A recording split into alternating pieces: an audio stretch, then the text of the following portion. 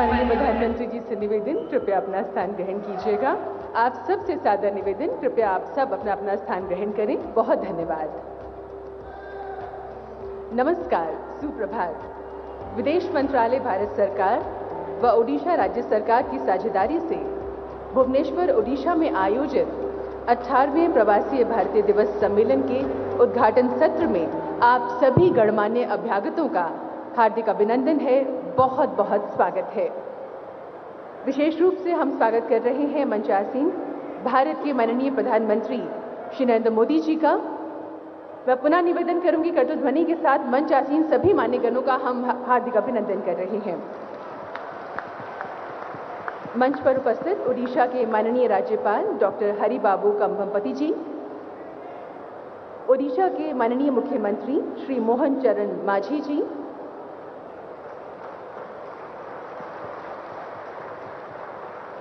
माननीय केंद्रीय विदेश मंत्री डॉक्टर एस जयशंकर जी, माननीय केंद्रीय शिक्षा मंत्री श्री धर्मेंद्र प्रधान जी, माननीय केंद्रीय जनजातीय मामले मंत्री श्री जुएल ओराम जी,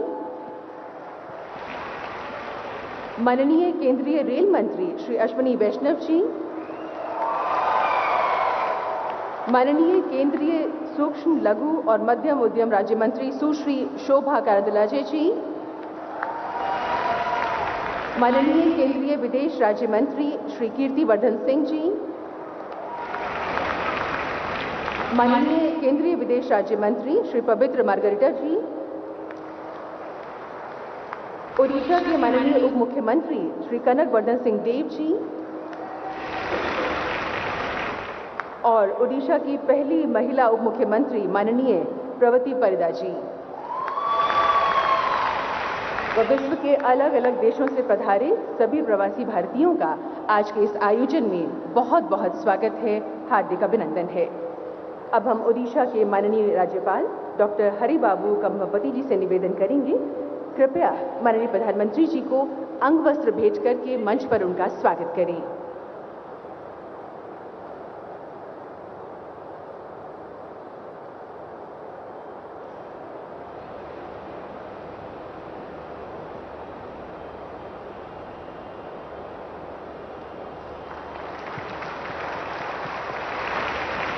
निवेदन कर रहे हैं ओडिशा के माननीय मुख्यमंत्री श्री मोहन चरण मांझी जी से, कृपया माननीय प्रधानमंत्री जी को अंग वस्त्र भेंट कर मंच पर उनका अभिनंदन करें।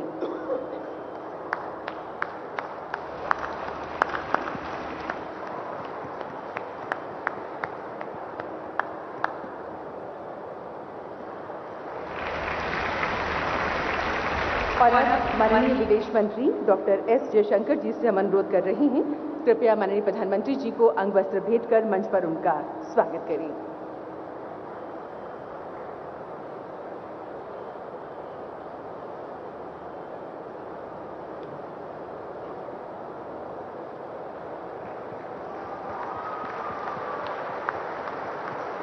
बहुत बहुत धन्यवाद। 18वां प्रवासी भारतीय दिवस, जिसका आयोजन 8 जनवरी 2025 से 10 जनवरी 2025 तक यहां भुवनेश्वर, ओडिशा में किया जा रहा है।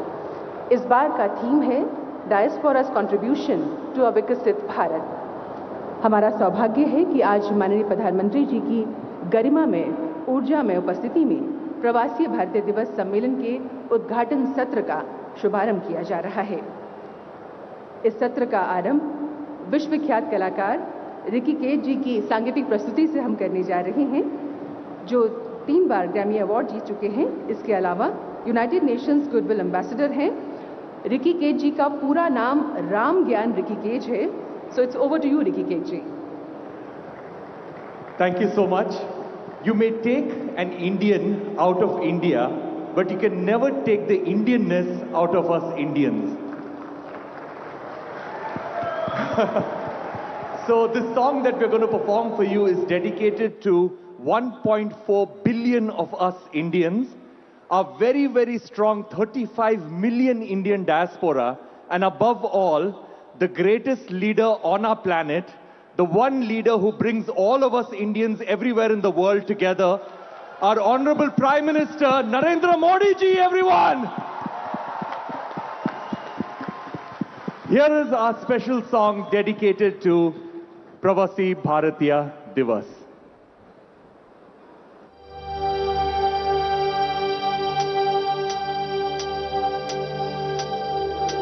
चिराय संस्कृतिं नीत्वा समुज्जीव्य परम्पराम् प्रवासिभिः कृतं विश्वे भारतध्वजमुन्नतम्।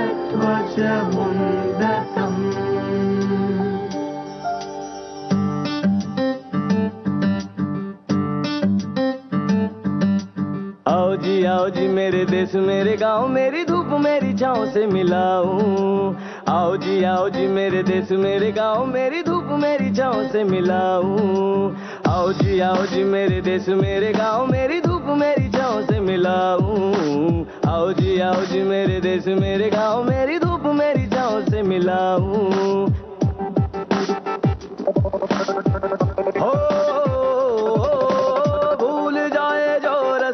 थोड़ा वापस आना दौड़ा दौड़ा।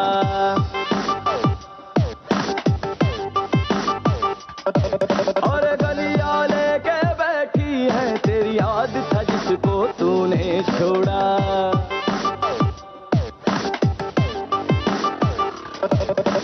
यादें भूल है सकता लेकिन खुशबू भूल न पाएगा। घूम घुमा के बन के बादल लौट वापस आएगा। शहर मिलेगा वही जहां तू रुक थोड़ा सा जाएगा। घर आने से डर जाने को बना नहीं था तू। आओ जी मेरे देश मेरे गांव मेरी धूप मेरी छाँव से मिलाऊं। आओ जी मेरे देश मेरे गांव मेरी धूप मेरी छाँव से मिलाऊं।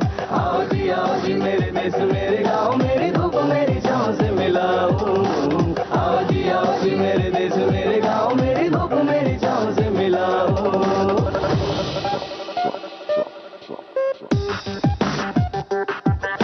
अयं निज परो वेदी गणनालघु चेतसाम् उदारचरितानां तु वसुधैव कुटुम्बकम्।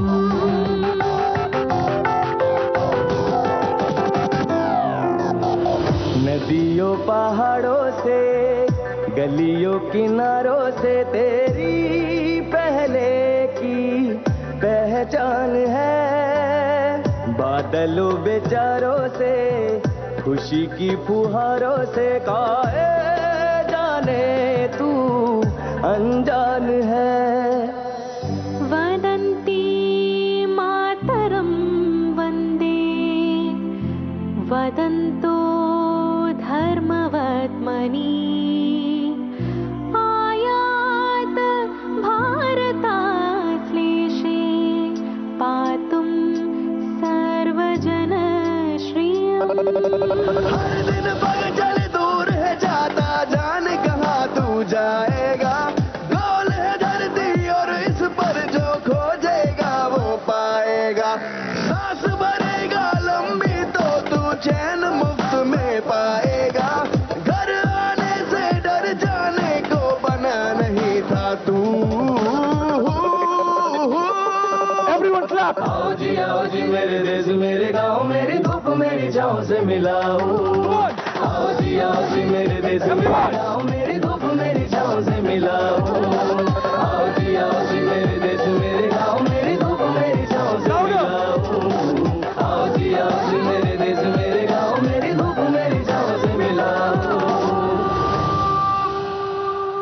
Thank you, everyone.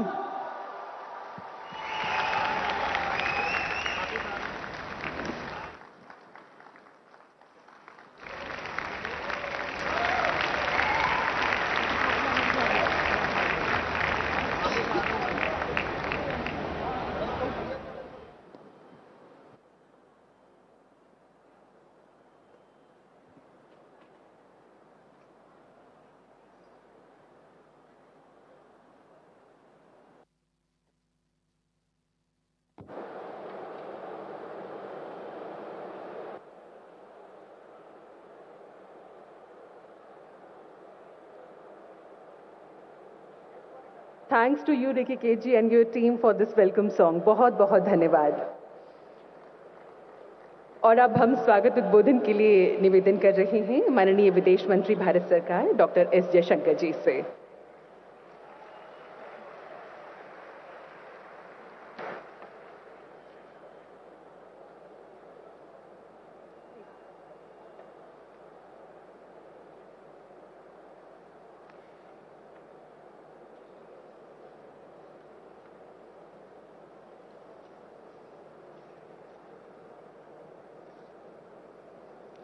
परम आदरणीय प्रधानमंत्री जी, माननीय राज्यपाल जी, माननीय मुख्यमंत्री जी,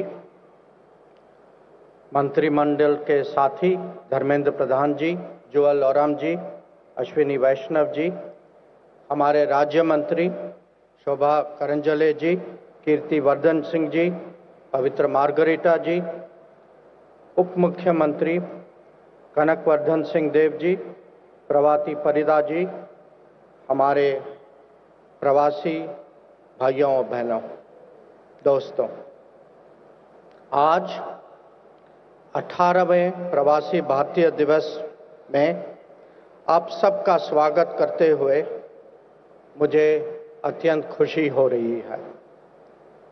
हर 2 साल में आयोजित होने वाले यह समारोह एक पारिवारिक पुनर्मिलन जैसा है. विदेशों में रहने वाले भारतीय अपने देश में हो रही प्रगति और विकास को स्वयं देख पाते हैं, अनुभव कर पाते हैं. आप सभी न केवल अपने जीवन की उपलब्धियां पर गर्व करते हैं, बल्कि विदेशों में हमारे लिए बढ़ते सम्मान का भी अनुभव करते हैं. और साथ ही साथ हम भारतीय भी विदेशों में रहने वाले अपने परिजनों की सफलता और उपलब्धियां पर भी गर्व करते हैं. Friends, in a globalized era, the diaspora only becomes more important with each passing year. Whether it is technology, best practices or resources, be it tourism, trade or investment, the two-way flows you enable are invaluable. As we strive to build a global workplace, this will be even more so in the times to come. The very people-centric changes we promote in India also benefit the diaspora. This could be enhancing the ease of doing business, promoting ease of living, or facilitating connectivity and travel. The application of digital technologies to ensure diaspora welfare is also apparent. In the last decade, we have seen the simplification of passport issues and renewal, as well as ease of attestations. Consular services, all of you have seen, have improved. Welfare measures have increased. Grievance platforms are effective, and embassies and consulates across the world are more responsive. And most important, in times of difficulties, you can be confident that the Modi Sarkar has your back. Friends, the hosting of this PBD in Odisha is reflective of the Modi Sarkar's Purvodaya policy. In so many ways, Odisha represents the full richness of our history and culture. Be it darshan of Mahaprabhu Jagannath Ji or Lingaraj Bhagwan, or visiting Konark Temple, experiencing cultural festivals, folk arts, state products and cuisine. Many of you have actually had direct experiences of this during this visit.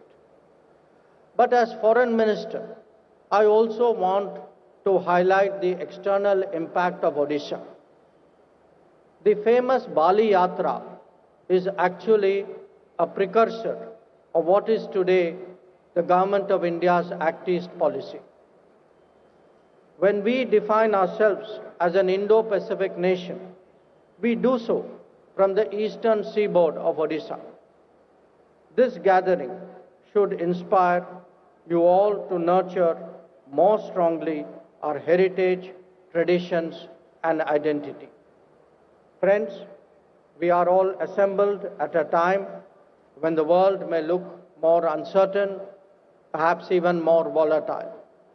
However, the message that you will take away from this occasion is of a Bharat that is more confident, modernizing, and inclusive, where tradition and technology go hand in hand, where the journey towards Viksit Bharat is ongoing, and each one of you, in your own way, can make a difference to the realization of that goal. I welcome you all again. I wish you all a productive convention. Jai Jagannath, Jai Bharat, Jai Hind.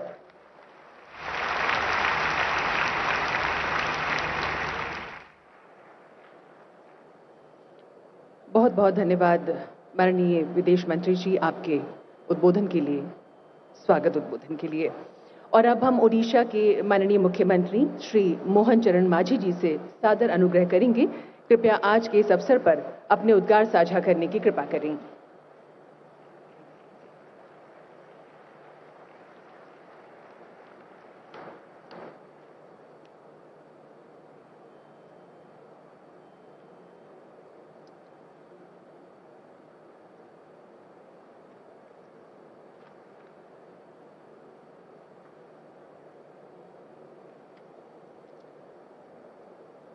Jai Jagannath,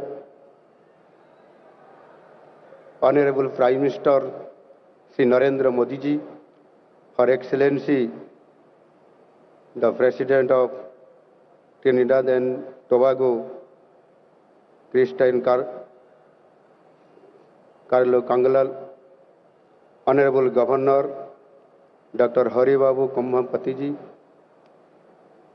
Honorable Minister of External Affairs Dr. S. Jaisankar ji, Honorable Union Ministers Sri Dharmendra Pradhan ji, Sri Prahalad Joshi ji, Sri Joel Oram ji, Sri Ashwini Vaishnav ji, Honorable Union Ministers of State Sri Shobha Karan Laje ji, Kirti Vardhan Singh ji, Sri Pavitra Marghe Rita ji, Honorable Deputy Chief Minister Sri Kanak Vardhana Singhdeu ji, Honorable Deputy Chief Minister Srimati Prabhati Parida ji, friends from Indian diaspora, distinguished guests, ladies and gentlemen. प्रवासी भारतीय दिवस के शुभ उद्घाटन के अवसर पर मैं दूर देशों से आए हुए हमारे सभी प्रवासी भारतीय मित्रों को स्वागत करता हूं। माननीय प्रधानमंत्री जी, आज इस ऐतिहासिक क्षण में आप वहां स्वयं हमारे प्रवासी भारतीय मित्रों के साथ उपस्थित हैं। मैं आपकी गरिमामय उपस्थिति को स्वागत करता हूं। आपके आने से यहाँ दिल की दस्तानों पर रोशनी ही रोशनी है।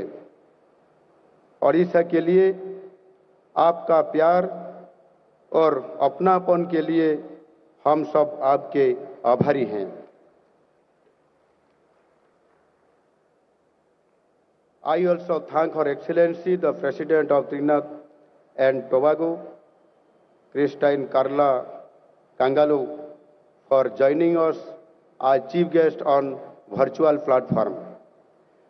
My dear brothers and sisters from different parts of the world, as we know, this year's theme of Pravasi Bharatiya Divas is Diaspora's contribution to a Viksit Bharat, which recognizes and celebrates the contributions of Indian diaspora in building a Vikasit Bharat in the Amrit Kal.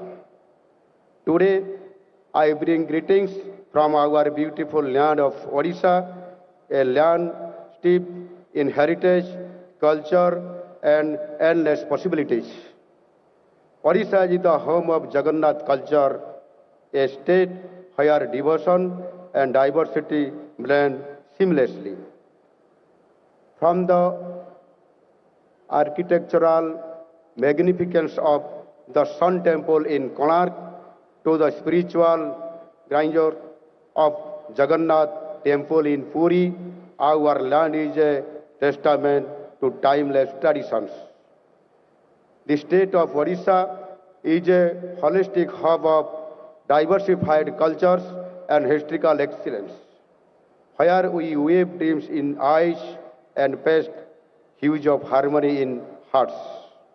Odissi, one of the oldest classical dance forms of India, and the intricate art of Patachitra continue to enchant the world, keeping our cultural identity alive.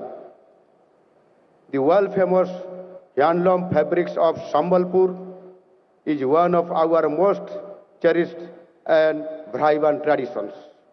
Our handloom tradition stands as a testament to the creativity and artistry of our people. Beyond its heritage, Odisha is a treasure trove of natural beauty.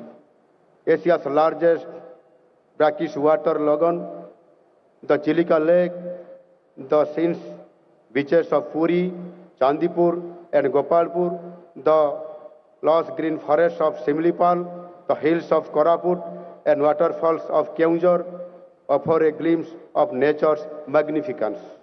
I would like to urge all of you to explore nature's secrets in Odisha and take a bit of Odisha along with you.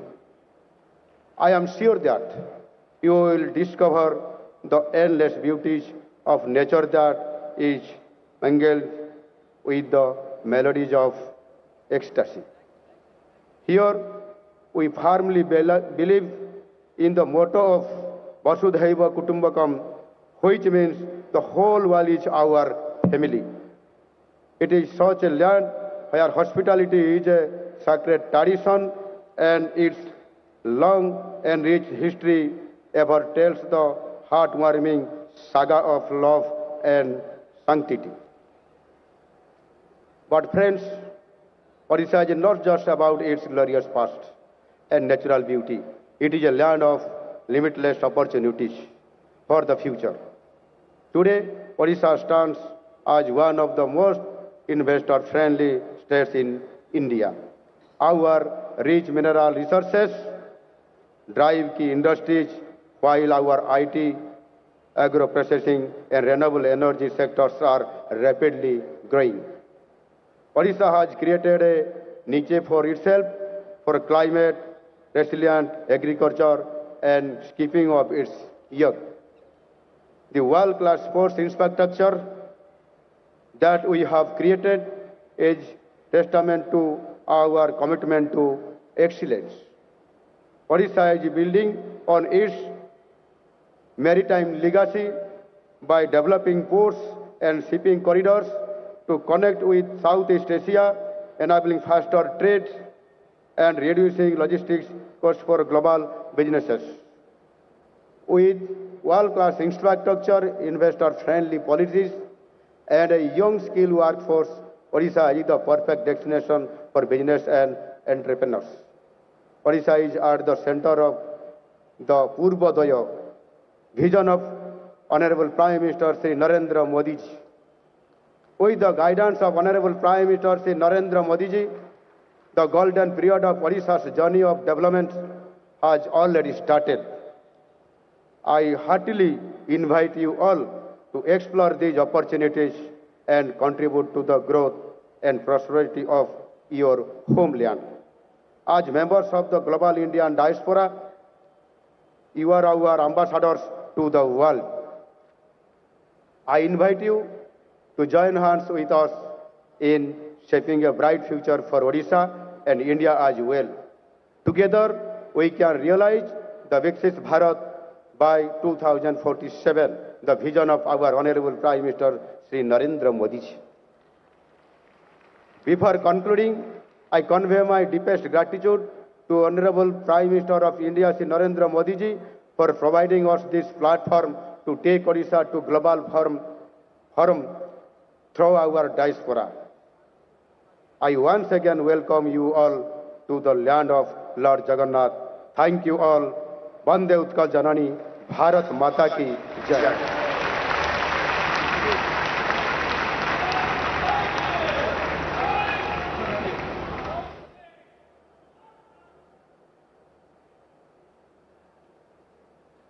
बहुत बहुत धन्यवाद माननीय मुख्यमंत्री जी आपके संबोधन के लिए। यह हमारे लिए हर्ष और गर्व का अवसर है कि 18वें प्रवासी भारतीय दिवस सम्मेलन की मुख्य अतिथि हैं her excellency Christine Carla Kangaloo ji, president of the republic of Trinidad and Tobago. अपने संबोधन के माध्यम से इस अवसर पर वे अपनी शुभकामनाएं प्रेषित कर रही हैं।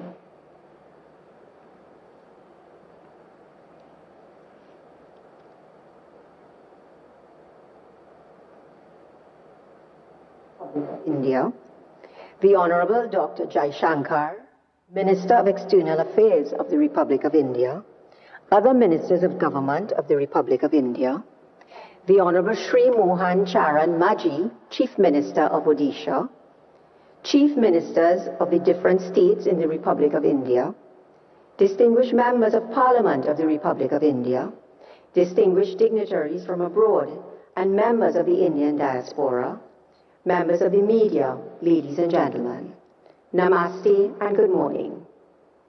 As I speak to you today, I am a bag of mixed emotions. One part of my heart is filled with happiness and delight at the honor and the privilege which have been bestowed on me to be your chief guest at this 18th Pravasi Bharatiya Divas Convention. Another part of my heart is filled with sadness and regret that circumstances do not make it possible for me to be physically present with you in Odisha today. Ever since I received the momentous news that I had been selected to be the convention's chief guest this year, I have thought and spoken of little else. My almost every waking hour since then has been filled with anticipation and with planning, as I set about doing everything I could to make sure that all was in place for my travels. When it became clear that the circumstances were such that I was not going to be able to travel to be with you in person today, I felt a deep and overwhelming disappointment. That pain is greatest of all today, as I think of all that the convention offers and means to the Indian diaspora, and of the fact that I am not able to be there in person with you. While I am grateful for the technology that allows me to address you today, I am still very much looking forward to the day when I can be with you in person, and when I can experience India in all its beauty and majesty firsthand. I hope and I pray that day comes soon. But the thing that fills my heart most as I speak with you today is gratitude to the Republic of India for having chosen as part of the convention to focus on the contribution that the Indian diaspora has made to cultural, social, and economic development globally. It is impossible to overstate how uplifting it is to members of the Indian diaspora to know that the country of our origin carves out for us this sacred space during the convention to reach across the seas, to find us in whatever parts of the world we are, and to embrace us. For us, it is an act of sublime love poured out upon us by a nation and a people who have made some of the greatest contributions to the upliftment of the world that our planet has ever seen. India's contributions to the world's development are remarkable and are reputed to include, among many other legendary accomplishments, the fact that the world's first university is said to have been established in Takshashila in 700 BC. Ayurveda is widely acknowledged as the earliest school of medicine known to humans. The art of navigation is said to have been born in the Sindhu River 6,000 years ago. Algebra, trigonometry, and calculus were first developed in India, with India being the first country in civilization to use the zero as a symbol and in arithmetic operations. The game of chess is believed to have originated in eastern India. The decimal system is widely acknowledged to have been developed in India, and India's very own Sushruta is widely acknowledged to be the father of surgery. That a nation so great should pause and remember its descendants is in and of itself cause for tremendous celebration. I am therefore immensely thankful that the Republic of India has chosen to shine its powerful light on the contributions that, faithful to the source from which the spirit that animates their efforts comes, the Indian diaspora has made to cultural, social, and economic development across the wider world. Over the last 2 decades, this convention has served not only as a platform for collaboration between India and its diaspora, but also as a means of recognizing the spirit of resilience, determination, and service that has characterized the journey of persons of Indian descent the world over. In conferring the Pravasi Bharatiya Samman Award, the government and the people of India give powerful expression to their commitment to strengthening the ties between India and all of her children throughout the world. In the case of persons of Indian descent in Trinidad and Tobago, those ties run deep. India was one of the first countries to establish diplomatic relations with Trinidad and Tobago following our independence from the United Kingdom on August 31st, 1962. But our country's ties with India long precede that date. Our relationship goes back to May 30th, 1845, when the first ship, the Fatal Razak, carrying 225 Indian indentured workers, reached the shores of Trinidad, then a British colony. For 72 unbroken years thereafter, more than 143,000 Indians came from cities and states such as Uttar Pradesh, Bihar, Bengal, and many others, reshaping the social, demographic, economic, and cultural landscape of Trinidad and Tobago forever. They were a fascinating mix of peoples, languages, traditions, and belief systems, all united in search of a new life. I stand before you, virtually, living that new life, 180 years after the first ships bearing Indian immigrants departed for Trinidad. I am deeply aware of the enormous significance of the voyage these immigrants undertook and of the resilience that was required for them to make the decisions they made, face the challenges they faced, and not only survive, but thrive in their adopted homeland.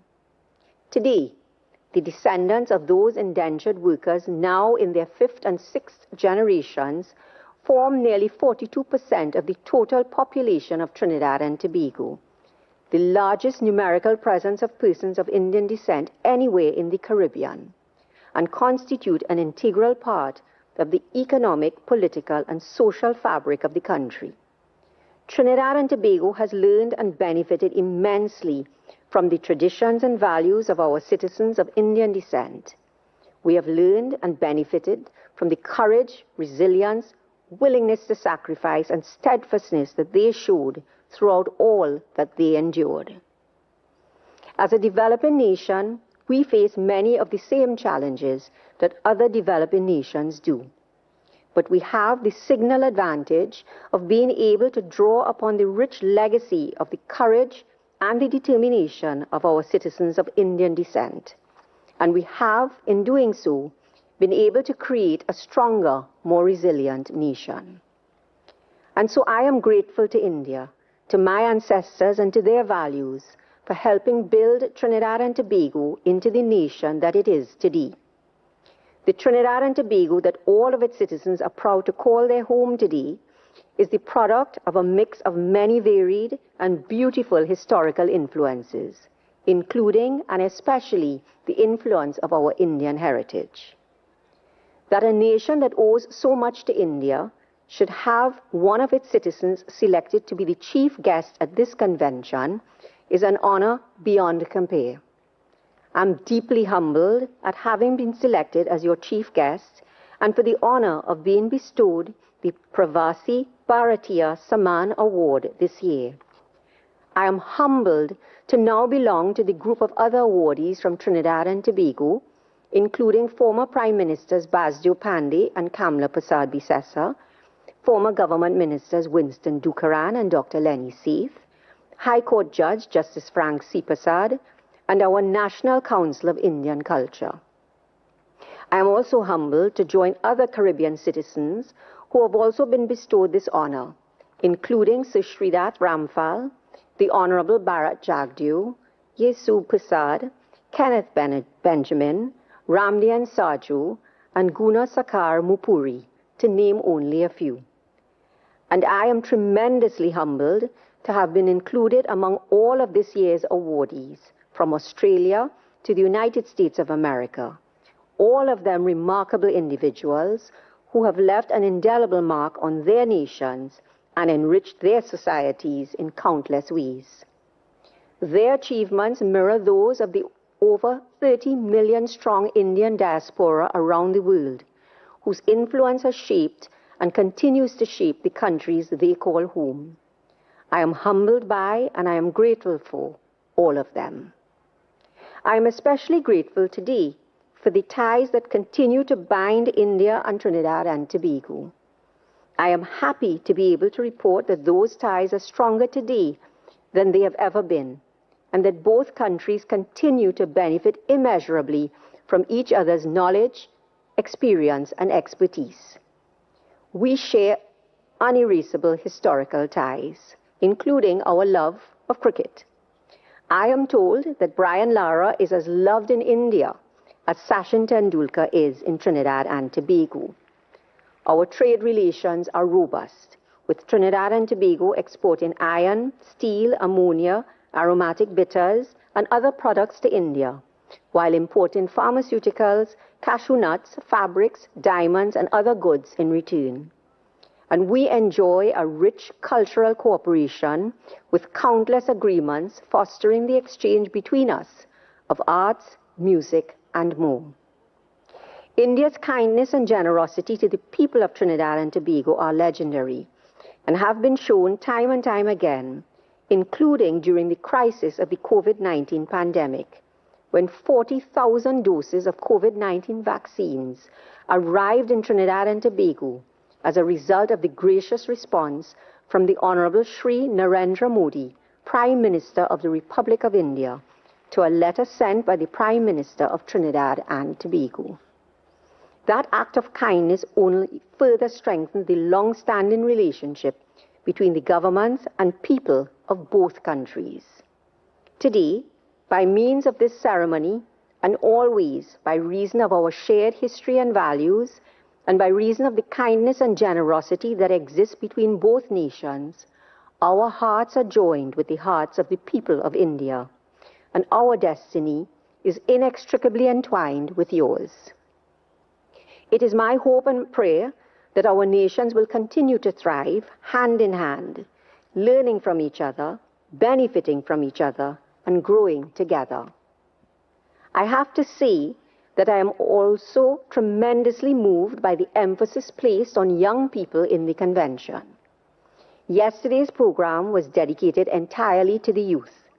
I believe that this can only augur well for the future. The youth are the engine of growth and development in any society.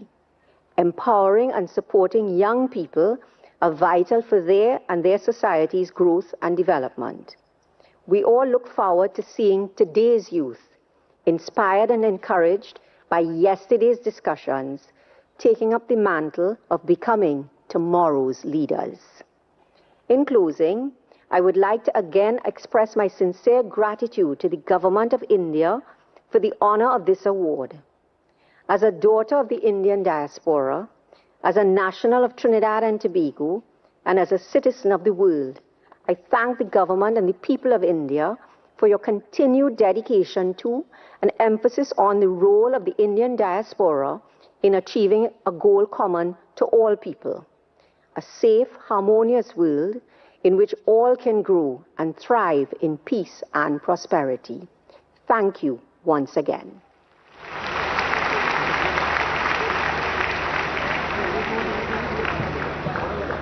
Thank you, Excellency Christine Carla Kangaluji, President of the Republic of Trinidad and Tobago, for your address. We are deeply honored to have you as our chief guest on this occasion.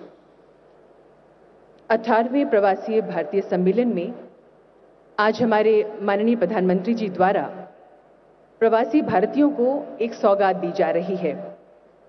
प्रवासी भारतीय express, एक ऐसी train जो 26 देशों के भारतीय मूल के 150 प्रवासियों को निजामुद्दीन रेलवे स्टेशन से लेकर रवाना होगी।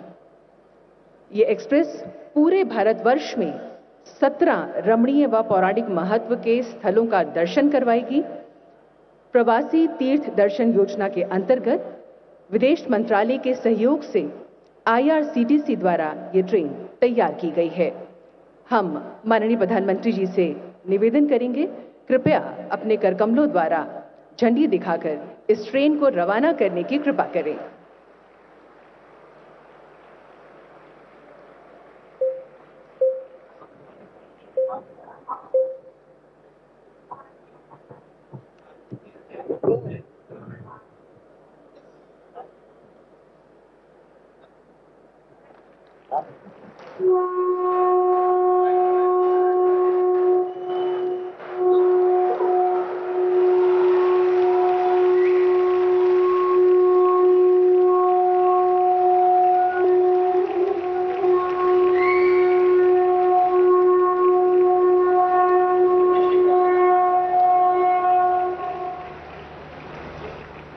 बहुत बहुत धन्यवाद माननीय प्रधानमंत्री जी। अपनी सेवा, समर्पण और दृढ़ संकल्प से माननीय प्रधानमंत्री जी ने जहां एक और युवाओं के लिए नई परिपाटी, नई राह तैयार की है, वहीं पूरे विश्व के लिए सशक्त व आदर्श नेता के नए मानदंड स्थापित किए हैं। स्वतंत्र राष्ट्र से विकसित राष्ट्र बनने की भारत की विकास यात्रा में माननीय प्रधानमंत्री श्री नरेंद्र मोदी जी के सेवा काल के योगदान की बात हम करें तो यह हम सब के लिए अनुकरणीय है। आप सबकी कर्तव्य ध्वनि के अनुगूंज के बीच हम माननीय प्रधानमंत्री जी से निवेदन करेंगे आशीर्वचनों के लिए।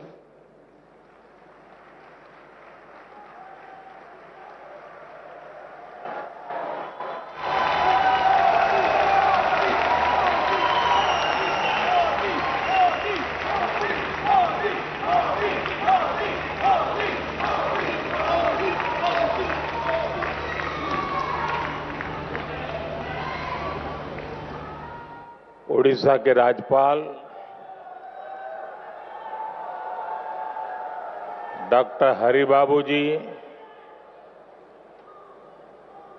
हमारे लोकप्रिय मुख्यमंत्री मोहन चरण मांझी जी, केंद्रीय कैबिनेट के मेरे साथी एस जयशंकर जी, जुएल ओराव जी,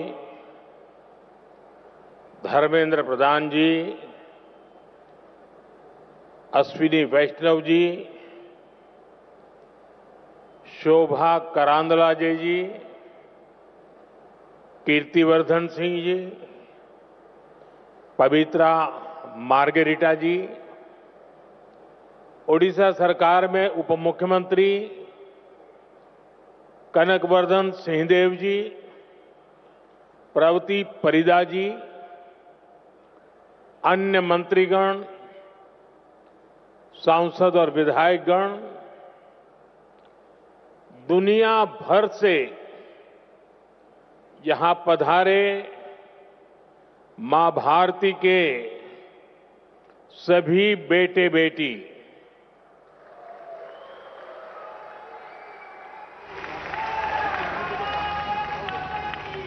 देवी और सज्जनों, भगवान जगन्नाथ और भगवान लिंगराज की इस पावन धरती पर मैं पूरे विश्व से आए अपने भारतवंशी परिवार का स्वागत करता हूं।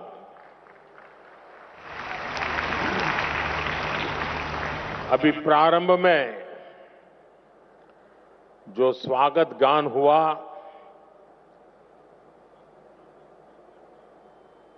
मुझे पूरा विश्वास है कि ये स्वागत गान भविष्य में भी दुनिया में जहां जहां भारतीय समुदाय के कार्यक्रम होंगे उसमें जरूर उसको बार बार बजाया जाएगा। बहुत बहुत बधाई रिकी। आपकी टीम ने बहुत ही सुंदर तरीके से एक प्रवासी भारतीय की भावना को अभिव्यक्त किया है। बधाई हो आपको। Friends, we just heard from the chief guest of this Pravasi Bharati Divas the video message of the President of Trinidad and Tobago, Her Excellency Christine Carla Kanglu, left an impact on all of us. She too was speaking about India's progress. I thank her for the warm and affectionate words. Friends, this is a time for vibrant festivals and gatherings in India. In just a few days, the Mahakumbh will start in Prayagraj. The festival of Makar Sankranti, Lohri, Pongal, and Magh Bihu are also coming up. There is a joyful atmosphere everywhere. Further, it was on this day in 1915 that Mahatma Gandhi ji came back to India after a long stay abroad. Your presence in India at such a wonderful time is aiding to the festive spirit. This edition of Pravasi Bharatiya Divas is special for an additional reason. We have gathered here just a few days after the birth centenary of Atal Bihari Vajpayee ji. His vision was instrumental to this program. It has become an institution to strengthen the bond between India and its diaspora. Together, we celebrate India, Indianness, our culture, our progress, and connect to our roots. साथियों, आज आप जिस ओडिशा की महान धरती पर जुटे हैं, वो भी भारत की समृद्ध विरासत का प्रतिबिंब है। ओडिशा में कदम कदम पर हमारे हेरिटेज के दर्शन होते हैं। उदयगिरी, खंडगिरी की हिस्टोरिकल केव्स हो, कोणार्क का सूर्य मंदिर हो, ताम्रलिप्ति, मणिकपटना, और पलूर के प्राचीन पोर्ट्स हो, ये देखकर हर कोई गौरव से भर उठता है। सैकड़ों वर्ष पहले भी ओडिशा से हमारे व्यापारी कारोबारी लंबा समुद्री सफर करके बाली, सुमात्रा, जावा जैसे स्थानों तक जाते थे। उसी स्मृति में आज भी ओडिशा में बाली यात्रा का आयोजन होता है। यहीं ओडिशा में धौली नाम का वो स्थान है जो शांति का बड़ा प्रतीक है। दुनिया में जब तलवार के जोर पर साम्राज्य बढ़ाने का दौर था, तब हमारे सम्राट अशोक ने यहां शांति का रास्ता चुना था। हमारी इस विरासत का ये वही बल है जिसकी प्रेरणा से आज भारत दुनिया को कह पाता है कि भविष्य युद्ध में नहीं है, बुद्ध में है।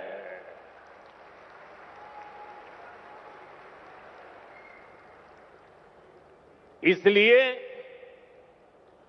ओडिशा की इस धरती पर आपका स्वागत करना मेरे लिए बहुत विशेष हो जाता है।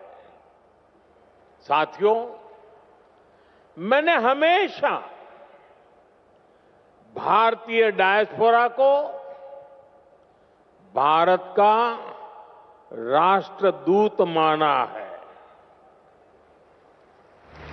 मुझे बहुत खुशी होती है जब पूरी दुनिया में आप सभी साथियों से मिलता हूं, आपसे ये बातचीत करता हूं। जो प्यार मुझे मिलता है वो मैं भूल नहीं सकता। आपका वो स्नेह, वो आशीर्वाद हमेशा मेरे साथ रहता है।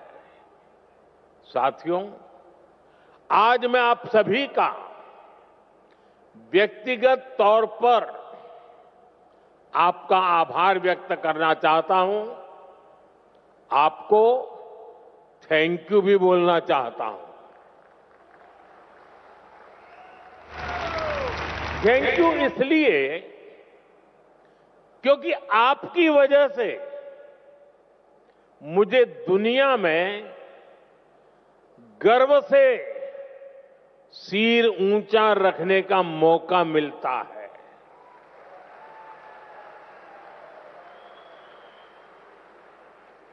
बीते 10 वर्षों में मेरी दुनिया के अनेक लीडर से मुलाकात हुई है। दुनिया का हर लीडर अपने देश के भारतीय डायस्पोरा की, आप सभी की बहुत प्रशंसा करता है।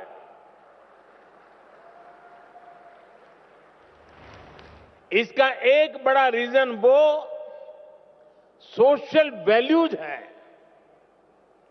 जो आप सभी वहां की सोसाइटी में ऐड करते हैं। हम सिर्फ मदर ऑफ डेमोक्रेसी ही नहीं है, बल्कि डेमोक्रेसी हमारी लाइफ का हिस्सा है, हमारी जीवन पद्धति है। हमें डायवर्सिटी सिखानी नहीं पड़ती, हमारा जीवन ही डायवर्सिटी से चलता है। इसलिए भारतीय जहां भी जाते हैं, वहां की सोसाइटी के साथ जुड़ जाते हैं। हम जहां जाते हैं वहां के रूल्स, वहां के ट्रेडिशंस की रिस्पेक्ट करते हैं। हम पूरी ईमानदारी से उस देश की, उस सोसाइटी की सेवा करते हैं। वहां की ग्रोथ और प्रॉस्पेरिटी में कंट्रीब्यूट करते हैं। और इन सब के साथ ही हमारे दिल में भारत भी धड़कता रहता है। हम भारत की हर खुशी के साथ खुश होते हैं। भारत की हर उपलब्धि के साथ उत्सव मनाते हैं। साथियों, 21वीं सेंचुरी का भारत आज जिस स्पीड से आगे बढ़ रहा है, जिस स्केल पर आज भारत में डेवलपमेंट के काम हो रहे हैं, वह अभूतपूर्व है। सिर्फ 10 साल में भारत ने अपने यहां 25 करोड़ लोगों को गरीबी से बाहर निकाला है। सिर्फ 10 सालों में भारत दुनिया की 10th लार्जेस्ट इकोनॉमी से ऊपर उठकर 5th लार्जेस्ट इकोनॉमी बन गया है। वो दिन दूर नहीं जब भारत दुनिया की 3rd लार्जेस्ट इकोनॉमी बनेगा।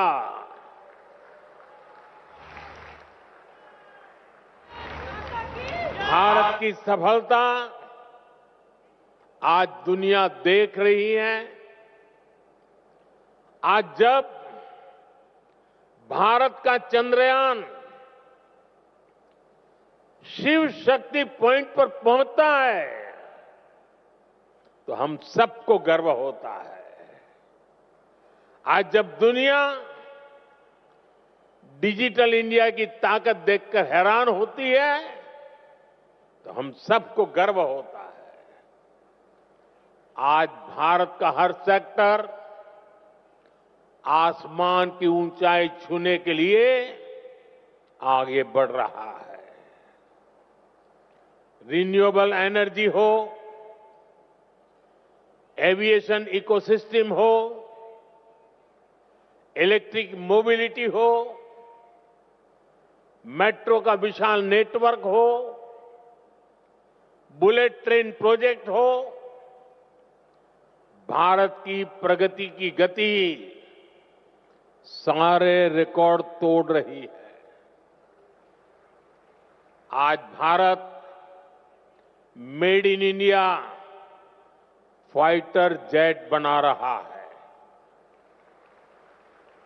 ट्रांसपोर्ट एयरक्राफ्ट बना रहा है, और वो दिन भी दूर नहीं जब आप किसी मेड इन इंडिया प्लेन से ही प्रवासी भारतीय दिवस मनाने भारत आएंगे।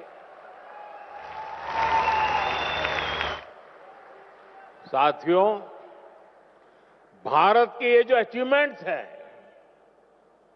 ये जो प्रोस्पेक्ट्स आज भारत में दिख रहे हैं, इसके कारण भारत की वैश्विक भूमिका बढ़ रही है। भारत की बात को आज दुनिया ध्यान से सुनती है। आज का भारत अपना पॉइंट तो स्ट्रांगली रखता ही है, ग्लोबल साउथ की आवाज को भी पूरी ताकत से उठाता है। जब भारत ने अफ्रीकन यूनियन को G20 का परमानेंट मेंबर बनाने का प्रपोजल रखा तो सभी मेंबर्स ने इसका समर्थन किया। ह्यूमैनिटी फर्स्ट के भाव के साथ भारत अपने ग्लोबल रोल का विस्तार कर रहा है। साथियों, भारत के टैलेंट का डंका आज पूरी दुनिया में बज रहा है। आज हमारे प्रोफेशनल्स दुनिया की बड़ी कंपनियों के जरिए ग्लोबल ग्रोथ में कंट्रीब्यूट कर रहे हैं। भारत की राष्ट्रपति आदरणीय द्रौपदी मुर्मू जी के हाथों कल कई साथियों को प्रवासी भारतीय सम्मान भी दिया जाएगा। मैं सम्मान पाने वाले सभी महानुभावों को अपनी शुभकामनाएं देता हूं। साथियों, आप जानते हैं, आने वाले कई दशकों तक भारत दुनिया का सबसे यंग और स्किल्ड पॉपुलेशन वाला देश बना रहेगा। ये भारत ही है जहां से दुनिया की एक बड़ी स्किल डिमांड पूरी होगी। आपने देखा होगा, दुनिया के अनेक देश अब भारत के स्किल्ड यूथ का दोनों हाथों से स्वागत कर रहे हैं। ऐसे में भारत सरकार का भी प्रयास है कि कोई भी भारतीय विदेश जाए तो वो बेहतरीन स्किल के साथ ही जाए। इसलिए हम अपने यूथ की लगातार स्किलिंग, रीस्किलिंग और अपस्किलिंग कर रहे हैं। Friends, we give great importance to your convenience and comfort. Your safety and welfare are a top priority. We consider it our responsibility to help our diaspora during crisis situations, no matter where they are. This is one of the guiding principles of India's foreign policy today. Over the last decade, our embassies and offices worldwide have been sensitive and proactive. Friends, earlier in many countries, people had to travel long distances to access consular facilities. They had to wait for days for help. Now, these problems are being solved.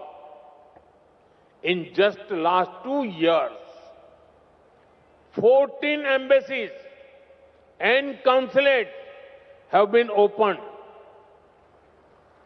The scope of OCI cards is also being expanded. It has been extended to PIOs of the 7th generation of Mauritius and the 6th generation of Suriname, Martinique and Guadeloupe. साथियों, दुनिया भर में फैले भारतीय diaspora का इतिहास उनके उस देश पे पहुंचने और वहां अपना परचम लहराने की गाथाएं, ये भारत की अहम विरासत है। आपकी ऐसी अनेक इंटरेस्टिंग और इंस्पायरिंग स्टोरीज है जिन्हें सुनाया जाना, दिखाया जाना संजोया जाना जरूरी है। ये हमारी शेयर्ड लेगेसी है, शेयर्ड हेरिटेज है। अभी कुछ दिन पहले मैंने मन की बात में इससे जुड़े एक प्रयास पर विस्तार से बात की थी। कुछ सेंचुरीज पहले गुजरात से कई परिवार ओमान में जाकर बस गए थे। 250 इयर्स की उनकी जर्नी काफी इंस्पायरिंग है। यहां इससे जुड़ी एक एग्जीबिशन भी लगाई गई है। इसमें इस कम्युनिटी से जुड़े थाउजेंड्स ऑफ डॉक्यूमेंट्स को डिजिटाइज करके दिखाया गया है। साथ ही उनके साथ एक ओरल हिस्ट्री प्रोजेक्ट भी किया गया है। यानी कम्युनिटी के जो सीनियर लोग हैं, जिनकी काफी एज हो चुकी है, उन्होंने अपने एक्सपीरियंस शेयर किए हैं। मुझे खुशी है कि इनमें से कई फैमिली आज हमारे बीच यहां मौजूद भी हैं। साथियों, इसी तरह के प्रयास हमें अलग अलग देशों में गए डायस्पोरा के साथ भी करने चाहिए। जैसे एक उदाहरण हमारे गिरमिटिया भाई बहन हैं। क्यों ना हमारे गिरमिटिया साथियों का एक डेटाबेस क्रिएट किया जाए। वे भारत के किस किस गांव से, किस शहर से गए, इसकी पहचान हो। वे कहां कहां जाकर बसे, उन जगहों को भी आइडेंटिफाई किया जाए। उनकी लाइफ कैसी रही, उन्होंने कैसे चैलेंजेस को अपॉर्चुनिटीज में बदला। इसे सामने लाने के लिए फिल्म बन सकती है, डॉक्यूमेंट्री बन सकती है, गिरमिटिया लेगेसी पर स्टडी हो, इस पर रिसर्च हो। इसके लिए यूनिवर्सिटी में चेयर स्थापित की जा सकती है। रेगुलर इंटरवल पर वर्ल्ड गिरमिटिया कॉन्फ्रेंस भी कराई जा सकती है। मैं अपनी टीम से कहूंगा कि इसकी संभावनाएं तलाशें, इसको आगे बढ़ाने पर काम करें।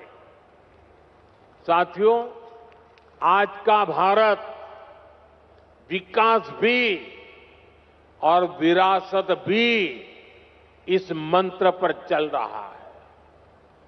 G20 के दौरान हमने देश के कोने कोने में इसलिए मीटिंग रखी ताकि दुनिया भारत की डायवर्सिटी का फर्स्ट हैंड एक्सपीरियंस ले पाए। हम बड़े गर्व से यहां काशी तमिल संगमम, काशी तेलुगु संगमम, सौराष्ट्र तमिल संगमम जैसे आयोजन करते हैं। अभी कुछ दिन बाद ही संत थिरुवल्लुवर दिवस है। हमारी सरकार ने संत थिरुवल्लुवर के विचारों के प्रसार के लिए थिरुवल्लुवर कल्चर सेंटर्स की स्थापना का निर्णय लिया है। सिंगापुर में ऐसे पहले सेंटर का काम शुरू हो गया है।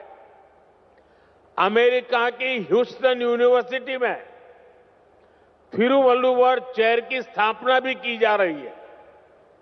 ये सारे प्रयास तमिल भाषा को, तमिल विरासत को, भारत की विरासत को दुनिया के कोने कोने में ले जा रहा है। साथियों, भारत में हेरिटेज से जुड़े अपने स्थानों को कनेक्ट करने के लिए भी हमने अनेक कदम उठाए हैं।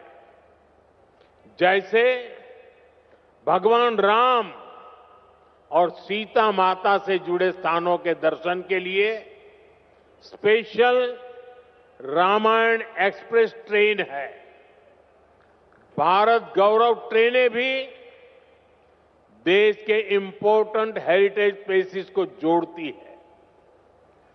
अपनी semi high speed Vande Bharat train से भी हमने देश के बड़े हेरिटेज सेंटर्स को जोड़ा है। थोड़ी देर पहले एक विशेष प्रवासी भारतीय एक्सप्रेस ट्रेन शुरू करने का अवसर मुझे मिला। इसमें करीब 150 लोग टूरिज्म और आस्था से जुड़े 17 डेस्टिनेशन का टूर करेंगे। यहां ओडिशा में भी अनेक स्थान हैं जहां आपको जरूर जाना चाहिए। प्रयागराज में महाकुंभ शुरू हो रहा है। ये मौका लाइफ में बार बार नहीं मिलता। वहां भी आप जरूर होकर आए। साथियों, साल 1947 में भारत को आजादी मिली और उसमें एक बड़ा रोल हमारे डायस्पोरा का भी रहा है। उन्होंने विदेशों में रहकर भारत की आजादी के लिए कंट्रीब्यूट किया। अब हमारे सामने 2047 का टारगेट है। हमें भारत को विकसित देश, एक डेवलप्ड नेशन बनाना है। आप आज भी भारत की ग्रोथ में शानदार कंट्रीब्यूशन कर रहे हैं। आपके हार्डवर्क के चलते ही आज भारत रेमिटेंस के मामले में दुनिया में नंबर 1 हो गया है। अब हमें इससे भी आगे सोचना है। आप भारत के साथ साथ दूसरे देशों में इन्वेस्ट करते हैं। फाइनेंशियल सर्विसेज और इन्वेस्टमेंट से जुड़ी आपकी नीड्स को पूरा करने में हमारा गिफ्ट सिटी इकोसिस्टम हेल्प कर सकता है। आप सभी इसका बेनिफिट ले सकते हैं और विकसित भारत की जर्नी को और ताकत दे सकते हैं। आपका हर प्रयास भारत को मजबूत करेगा, भारत की विकास यात्रा में मदद करेगा। जैसे एक सेक्टर हेरिटेज टूरिज्म का है। दुनिया में अभी भारत को बड़े बड़े मेट्रो शहर से ही जाना पहचाना जाता है, लेकिन भारत सिर्फ इन बड़ी सिटीज तक सीमित नहीं है। भारत का बहुत बड़ा हिस्सा टियर 2, टियर 3 सिटीज में है, विलेजेज में है। वहां भारत की हेरिटेज के दर्शन होते हैं। दुनिया को हमें इस हेरिटेज से कनेक्ट करना है। आप भी अपने बच्चों को भारत के छोटे छोटे शहरों और गांवों तक ले जाएं, फिर अपने एक्सपीरियंस वापस जाकर अपने फ्रेंड के साथ शेयर करें। मैं ये भी चाहूंगा कि अगली बार जब आप भारत आएं तो अपने साथ इंडियन ओरिजिन से बाहर के मिनिमम 5 फ्रेंड्स को लेकर आएं। आप जहां रहते हैं वहां अपने फ्रेंड्स को भारत आने के लिए, भारत को देखने के लिए इंस्पायर करें। साथियों, मेरी एक अपील डायस्पोरा के सभी यंग फ्रेंड से भी है। आप भारत को जानिए, क्विज में ज्यादा से ज्यादा हिस्सा लें। इससे भारत को जानने समझने में बहुत हेल्प मिलेगी। आप स्टडी इन इंडिया प्रोग्राम का भी जरूर बेनिफिट लें। आईसीसीआर की जो स्कॉलरशिप स्कीम है उसका भी डायस्पोरा के यूथ को ज्यादा से ज्यादा फायदा लेना चाहिए। साथियों, जिस देश में आप रहते हैं वहां भारत की असली हिस्ट्री को लोगों तक पहुंचाने के लिए भी आपको आगे आना होगा। जिन देशों में आप रहते हैं वहां जो आज की जनरेशन है वो हमारी समृद्धि को, गुलामी के लंबे कालखंड और हमारे संघर्षों को नहीं जानती। आप सभी भारत की ट्रू हिस्ट्री को दुनिया तक पहुंचा सकते हैं। साथियों, भारत आज विश्व बंधु के रूप में जाना जा रहा है। इस ग्लोबल कनेक्ट को और मजबूत करने में आपको अपने एफर्ट्स बढ़ाने होंगे।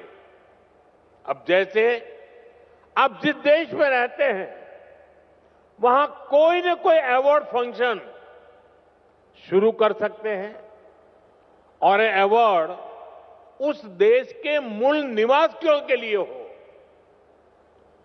जहां आप अभी रहते हैं। वहां के जो प्रोमिनेंट लोग हैं, कोई लिटरेचर से जुड़ा है, कोई आर्ट एंड क्राफ्ट से जुड़ा है, कोई फिल्म और थिएटर से जुड़ा है, हर सेक्टर में जो अचीवर्स है उन्हें बुला करके भारत के डायस्पोरा की तरफ से अवार्ड दीजिए, उन्हें सर्टिफिकेट दीजिए। इसमें वहां जो भारत के एम्बेसी है, जो कॉन्सुलेट है, वो भी आपकी पूरी मदद करेंगे। इससे आपका वहां उस देश के लोगों से पर्सनल कनेक्ट बढ़ेगा, आपकी इमोशनल बॉन्डिंग बढ़ेगी। साथियों, भारत के लोकल को ग्लोबल बनाने में भी आपका बहुत बड़ा रोल है। आप made in India food packet, made in India कपड़े, ऐसा कोई न कोई सामान जरूर खरीदें। अगर आपके देश में कुछ चीजें नहीं मिल रही हैं तो ऑनलाइन ऑर्डर करें। मेड इन इंडिया प्रोडक्ट को अपने किचन में, अपने ड्राइंग रूम में, अपने गिफ्ट में शामिल करें। ये विकसित भारत के निर्माण में आप सभी की तरफ से बहुत बड़ा कंट्रीब्यूशन होगा। साथियों, मेरी एक और अपील मदर और मदर अर्थ से जुड़ी है। अभी कुछ दिन पहले मैं गयाना गया था। वहां के प्रेसिडेंट के साथ मैंने एक पेड़ मां के नाम इनिशिएटिव में हिस्सा लिया। भारत में करोड़ों लोग ये काम कर रहे हैं। आप भी जिस देश में हैं हो वहां अपनी मां के नाम एक ट्री, एक सैपलिंग जरूर प्लांट करें। मुझे विश्वास है कि आप जब भारत से लौटकर जाएंगे तो विकसित भारत का रिजोल्यूशन, ये संकल्प भी आपके साथ जाएगा। हम सब मिलकर विकसित भारत बनाएंगे। साल 2025 आप सभी के लिए मंगलमय हो, हेल्थ हो या वेल्थ, आप समृद्ध रहें, इसी कामना के साथ आप सभी का फिर से भारत में स्वागत है, अभिनंदन है। बहुत बहुत शुभकामनाएं, बहुत बहुत धन्यवाद।